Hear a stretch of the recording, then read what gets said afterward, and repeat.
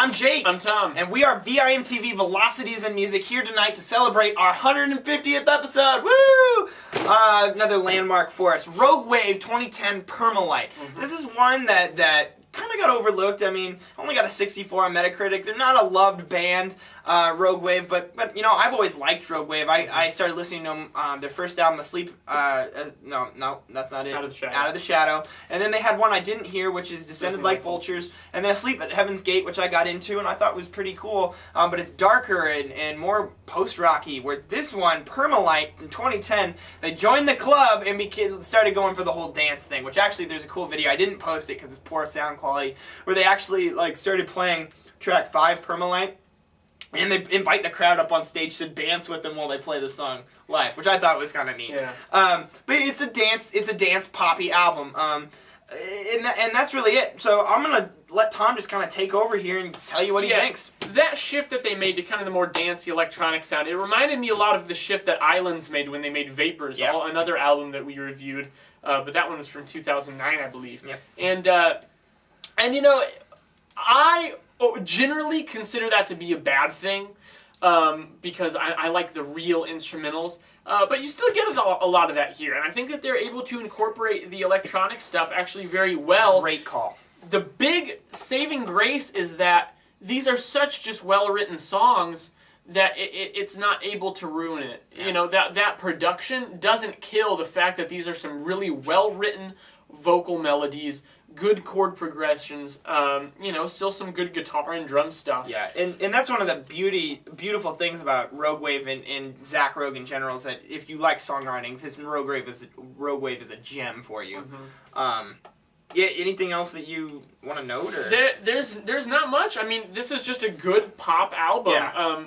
Well, you know, not pop in like the Lady Gaga sense, but you know, indie pop. Yeah. And it's just, these are just fun songs to listen to. Yeah. They do get stuck in your head. Yeah, very now, catchy. This will never be a favorite of mine, but you know, it's still just very enjoyable. Right. Very enjoyable. Right. This is a short album. It's 12 tracks long, but it's only 35 minutes. Yeah. And so I'm going to kind of meld that into something I'm about to say, kind of to critique, that's going to knock this down for me to where I would like to say this is for as far as songwriting goes and overall sound, they did a great job. I would give this a mid-80s, except for the fact that I think that the last, kind of 3 tracks, 10, 11, and 12 per Anger, You Have Boarded, and then all that remains, well, that's a really good raw sound. It's only like a minute long, and it doesn't justify itself. And those 3 songs, I think, are weaker. They're more raw. They don't do the dance thing. And they don't sound up to par with the rest of the album, which I think is so fleshed out and so good and so meticulated over that, I mean, it just doesn't hold its own, I think.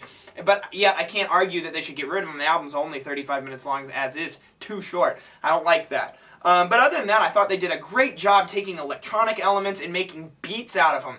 And these beats are just very thick and staccatoed, and they're just perfectly placed right. And it's like what the Arcade Fire does with guitar crunches and stuff, just more poppy. And this is just so upbeat, and it's so fun and positive. I like that. Pretty good lyrics, too. Yeah, the lyrics. I love the first line in track 2, "The future's not what it used to be." Yep. I love that line. And there's a lot of really good lyrics all over this album. A really sharp, biting, high-end production, which you would expect out of a poppy album, especially with all the electronic stuff going on. That's really key. Well, one of the fads we've seen in 2010 is the fat beat, so it's kind of refreshing at that. Yeah. But lots of theming going on with claps and stuff, which I thought was really nice, and I like it when bands do that. But overall, I thought this was a fairly solid album. What do you think? I agree. Yeah. You want to pick tracks? Yeah, I'm actually gonna pick 4. I'm gonna go track 1, Solitary Gun. Track 2, Good Morning, The Future. Track 4, Stars and Stripes, and then track 6, Figure Itself. Okay. Good slower track. I love the first song, Solitary Gun. It's a great opener, and that's one with the claps. I really like Permalight, track 5. I thought that was an excellent song. Man, that's one of the ones with the electronic beat, how it mixes with the guitars, great. And then track 8, We Will Make a Song Destroy. Awesome Band of Horses sound. These guys to me, they sound a lot like Band of Horses. I thought that the vocalist there sounded a lot like Jim James in My Morning Jacket. Good, and all of the same kind of genre.